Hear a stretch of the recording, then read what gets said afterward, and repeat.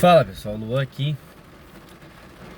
Hoje o vídeo é em tom de desabafo, assim, mas um desabafo melancólico, porque é como eu tô me sentindo em relação a tudo que tá acontecendo no Grêmio, não de agora, né, mas também de agora. E o que que eu quero dizer com isso, né? Eu me sinto, né, como sócio do clube já há mais de 20, há quase 20 anos, 18 anos já, que eu sou sócio do Grêmio desde 2006. Acima de tudo, né, antes de ser sócio, torcedor do Grêmio, né, assim como muitos outros que são apaixonados e não podem ser sócios, também devem estar se sentindo da mesma forma, eu me sinto esquecido, jogado, largado pelo clube. Parece que o clube não se importa mais com a torcida. A torcida não tem mais valor pro Grêmio, a não ser naquelas horas que o clube está precisando muito. Aí quando o clube precisa muito, a torcida volta a ter valor. Por que todo esse drama sobre torcida? Porque esse jogo que o Grêmio vai fazer hoje contra o Botafogo, lá em Cariacica, ele é um completo apequenamento do clube. Ele é o reconhecimento de que o Grêmio é um time hoje mediano. Ele é o atestado de incompetência dos gestores do Grêmio. Ele é também um atestado de que eles não sabem o que eles estão fazendo lá dentro do Grêmio. Isso envolve várias pessoas, tá? O CEO, o presidente, o diretor de futebol, o vice de futebol, todo mundo, cara. Todo mundo, envolve todo mundo ali. Eu não sei até que ponto isso envolve o Renato, tá? Porque a gente tem um problema aqui, é que ou o Renato ele é culpado de tudo ou ele não é culpado de nada. Ninguém consegue pensar no Renato como uma figura assim do meio termo, né? Para decisões e tal. Então eu não sei até que ponto é culpa do Renato o Grêmio ter ido para lá, e até acho que ele não tem maior culpa nisso. Mas a notícia que saiu é que o Grêmio vai ganhar R$ 1 milhão para mandar o jogo lá em Cariacica, né? Qual é o preço do rebaixamento? Será que R$ 1 milhão paga o rebaixamento? Ou R$ 1 milhão paga o Grêmio não se classificar para Libertadores? Que só na primeira fase paga por vitória ali US$ 300 mil, né? Que dá mais de 1 milhão já. E aí o Grêmio ficando fora, ele não consegue arrecadar esse dinheiro. Então qual é o preço real desse jogo pro Grêmio? Por que que o clube vendeu o mando de campo? Qual é a lógica? Qual é o sentido disso? Toda a logística, entre aspas, que o Grêmio tá querendo nesse momento, ela perde totalmente o sentido quando tu dá pro teu rival a chance de jogar, fazer 2 jogos num lugar onde tem maioria de torcida. Porque lá em Cariacica, a maioria da torcida vai ser do Botafogo, bem como em Brasília, né, que em teoria é o jogo do segundo turno. E não é de agora, né, não é da Arena, é desde o Olímpico já, que o Grêmio faz campanha no Brasileirão, especialmente em casa. Né, 80, 70% dos pontos que o Grêmio faz é em casa, que o Grêmio não sabe jogar fora de casa no Brasileirão. É uma coisa impressionante. Parece que muda o esporte. Então, se o Grêmio precisa tanto do fator local para fazer boas campanhas, por que o Grêmio agora está vendendo o mando de campo como um clube pequeno? Eu não vou citar nomes de clubes que venderiam mando de campo, tá? Mas todo mundo sabe. Todo mundo sabe o tamanho dos clubes que vendem mando de campos e dos motivos, e eles têm motivos, porque eles não têm torcida. Então para eles é indiferente jogar em campo neutro, jogar com a maioria de torcida adversária, não muda nada. Agora pro Grêmio, que tem 9 milhões de torcedores, cara, muda tudo. Se o jogo de hoje fosse, por exemplo, no Couto Pereira, que já é longe daqui, né, de Porto Alegre, mas seria muito melhor. O Grêmio teria muito mais torcida, teria maioria e teria, né, o fator casa. Ah, não pode jogar no Couto Pereira. Beleza, tem Caxias do Sul, que tem um aeroporto. Então Caxias do Sul poderia receber o jogo, seja no Centenário, seja no Jacone. Ah, não pode ser em Caxias. Tem Erechim. Erechim poderia receber lá no Colosso da Lagoa o jogo tranquilamente. Ah, não pode Erechim. Tem Arena Condá. Não pode Arena Condá. Tem o Scarpelli. Não pode o Scarpelli. Tem Ressacada. Tá? E aí, se todos esses aí ficarem disponíveis, o que eu acho quase impossível, ainda assim tem alguns estádios no interior do Paraná né, que poderia se jogar no Mato Grosso. E aí vem, eu sei que vai vir a desculpinha, a balela da questão da distância, né? Mas o Grêmio é um time do Sul. Todo ano o Grêmio joga seus jogos aqui em Porto Alegre e ele vai pro Nordeste do mesmo jeito e tem que voltar para casa do mesmo jeito. Então essa questão da logística, de priorizar logística, é uma balela completa. Tá? Isso indica para mim no momento que o Grêmio, na figura do presidente, ele não se importa com o torcedor. Ele só quer que o torcedor coloque dinheiro no clube, apoie quando o clube está precisando. Agora, na hora de abraçar o torcedor, de trazer o clube para perto, de possibilitar para as pessoas do interior se aproximarem do clube, não, aí o torcedor não presta. Então é bem triste, sabe? Eu tô bem desmotivado, assim. Claro que eu nunca vou deixar de torcer, né? E eu não torço para resultado, né? Mas bem chateado, assim, né? Talvez desmotivado não seja uma boa palavra, um bom termo, mas bem chateado com essa política da direção aí de esvaziar os jogos do Grêmio, né? De desmobilizar a torcida, porque como que eu um torcedor comum, assalariado, vou conseguir me deslocar até o Espírito Santo, deixando a minha família aqui, sendo que eu tenho que trabalhar, sendo que eu não tenho esse dinheiro para desembolsar. Se eu for de avião é caríssimo, se eu for de ônibus são dias e dias de estrada, né, contando ida e volta. Então, cara, o Grêmio simplesmente eu não consigo entender o porquê, né, os motivos do Grêmio fazer isso. E se ele fez agora, isso abre um precedente para ele tentar fazer de novo, e ele tentou, né? Só que os outros clubes não quiseram, para nossa sorte. O que todo mundo chama de falta de sensibilidade dos outros clubes talvez seja o que vai nos salvar do rebaixamento, né? Porque o Grêmio vai se obrigar a mandar jogos em campo onde a gente tem a maioria de torcida. Eu nunca quis tanto que a Arena voltasse, cara, como eu tô querendo agora, pra gente poder jogar em casa. Porque quando a Arena estiver disponível, o Grêmio não vai poder dar desculpinha, vai ter que jogar em casa, tá? E esse é só um dos motivos que estão me deixando chateado, assim, e fazem eu me sentir abandonado pelo clube. Outro motivo que parece que explicar assim, que os caras não entendem o tamanho do clube é o nível das contratações do Grêmio. Há anos já, na gestão Romildo e agora na gestão Guerra, parece que um só passou o bastão pro outro, literalmente. Seguiram as mesmas políticas de contratar ex-jogadores, caras que sempre foram unanimidade que não prestam, jogadores de times de Série C, Série D. E quando o cara não dá certo, entra também a teimosia do treinador. A contratação do JP Galvão à época, eu não fiz nenhum tipo de crítica, embora ainda não tivesse canal e tal.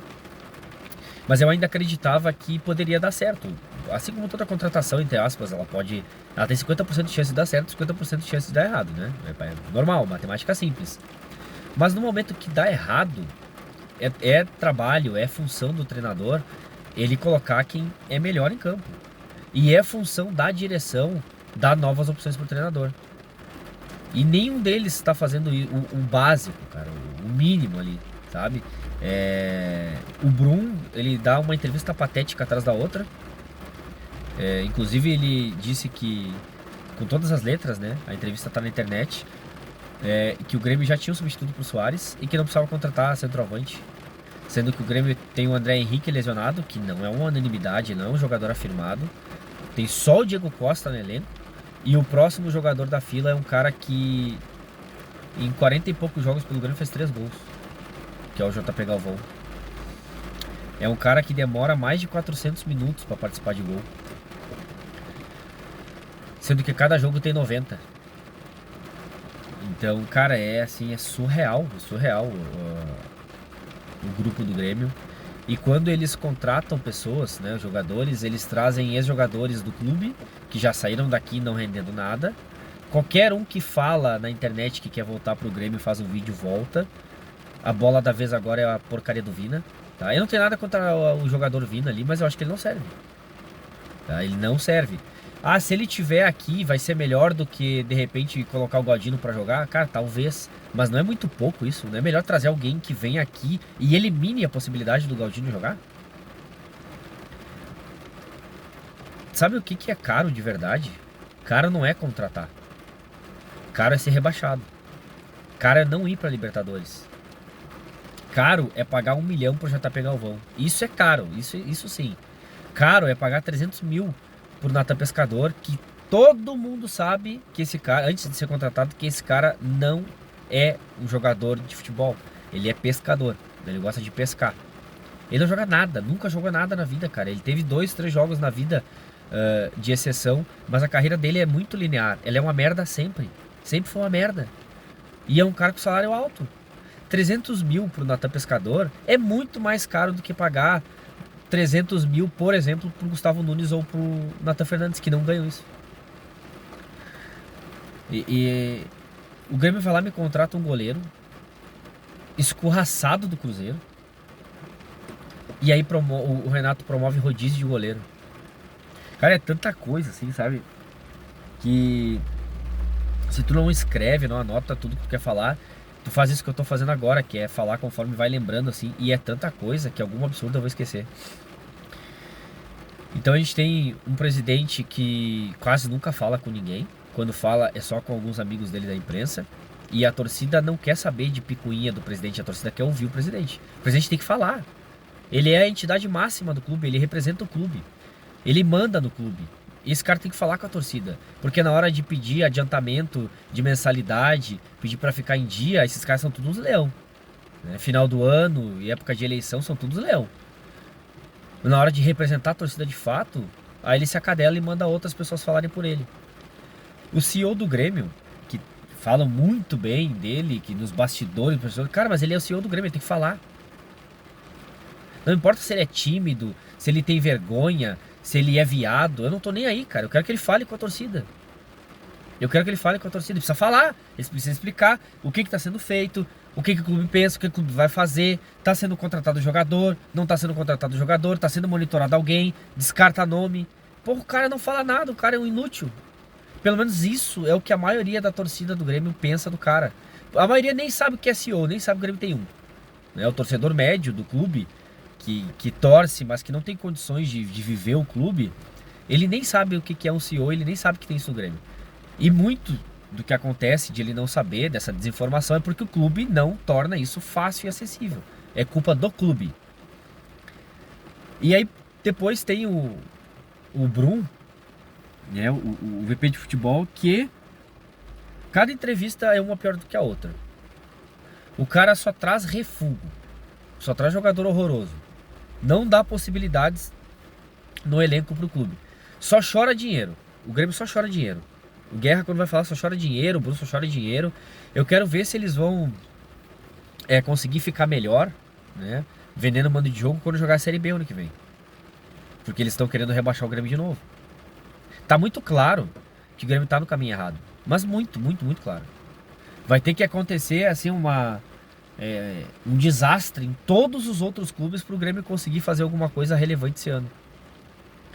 E no Grêmio saem peças e as que chegam são as mesmas. O Grêmio tem um ciclo vicioso de peças de jogadores que já jogaram no clube, que já saíram em baixa e agora estão recebendo como prêmio a volta para o clube ganhando um baita salário.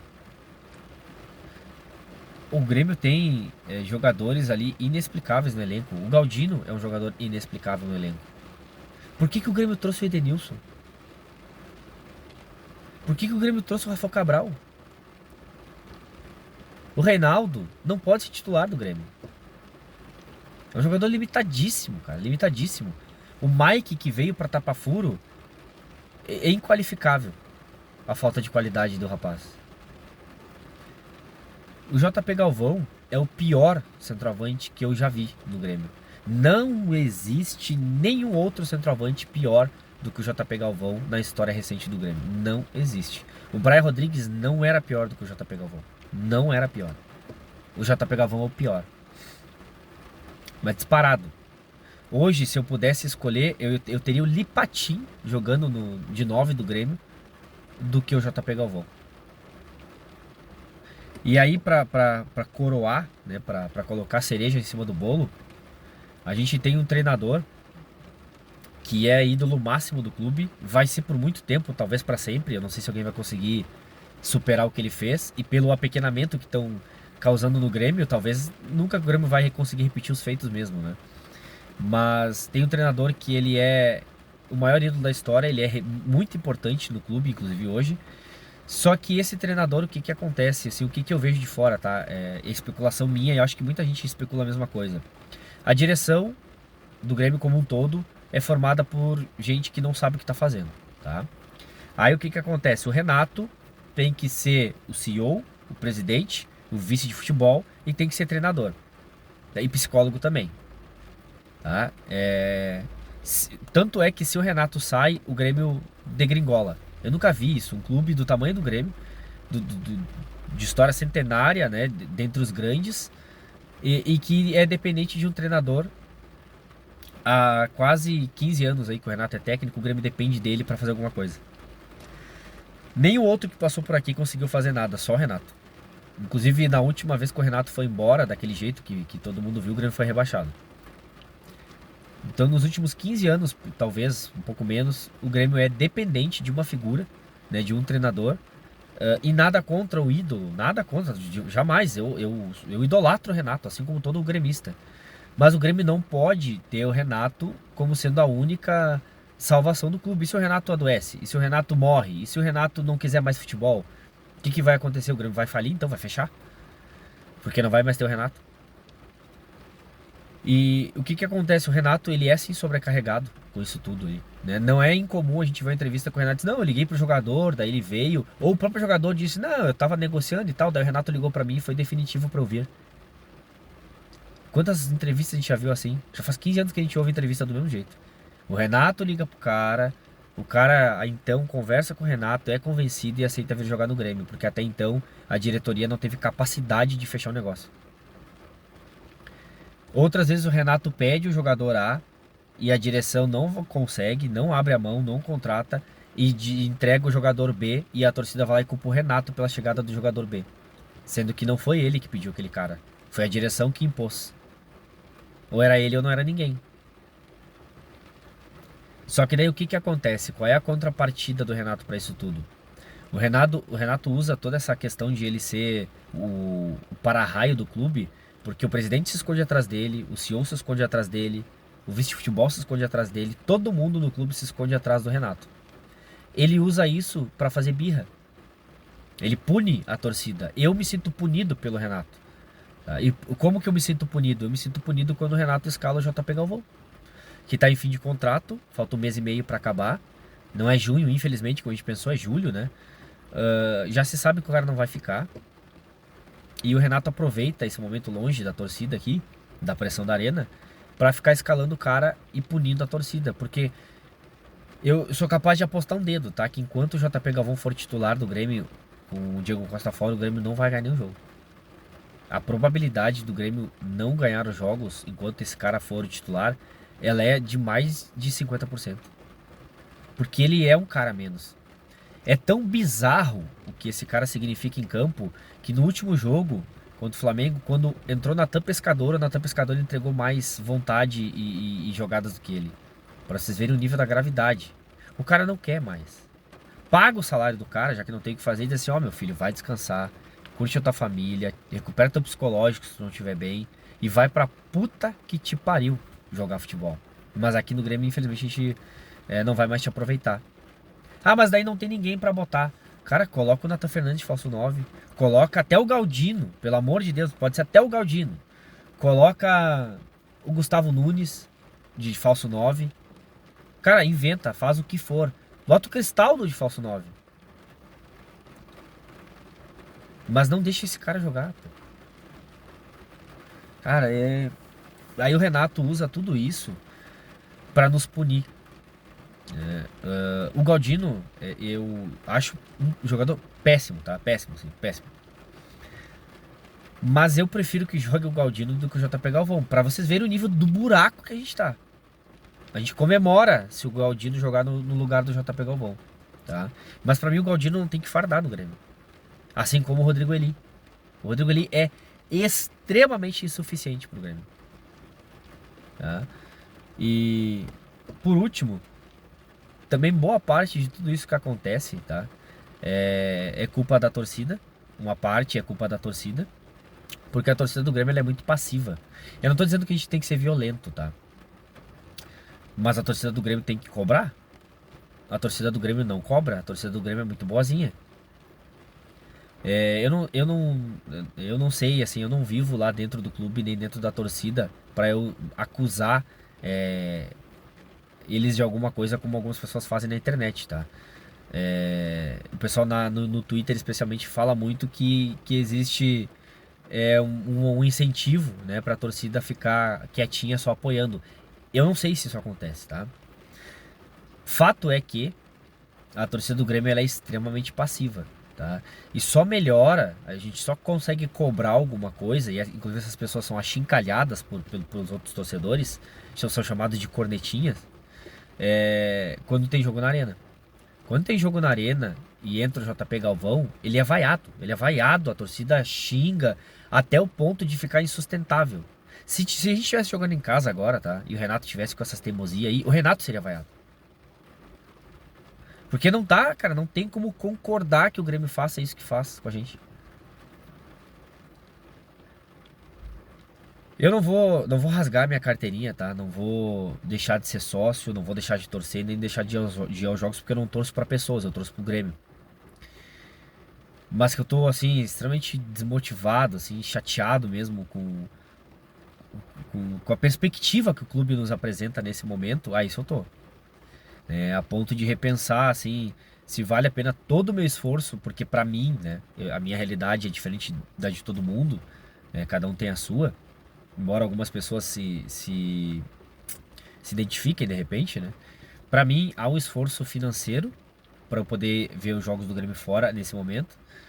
Tenho o esforço de deixar minha família pra trás, eu tenho uma filha pequena, tenho tempo, né, e tem todos os riscos envolvidos, né.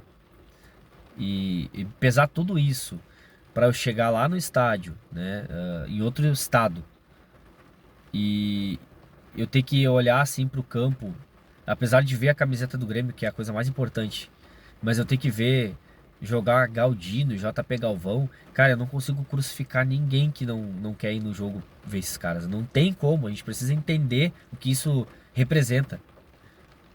O cara tá indignado, não quer dizer que ele não gosta do Grêmio, que ele é turista, ou que ele é oportunista, ou que ele é isso ou aquilo.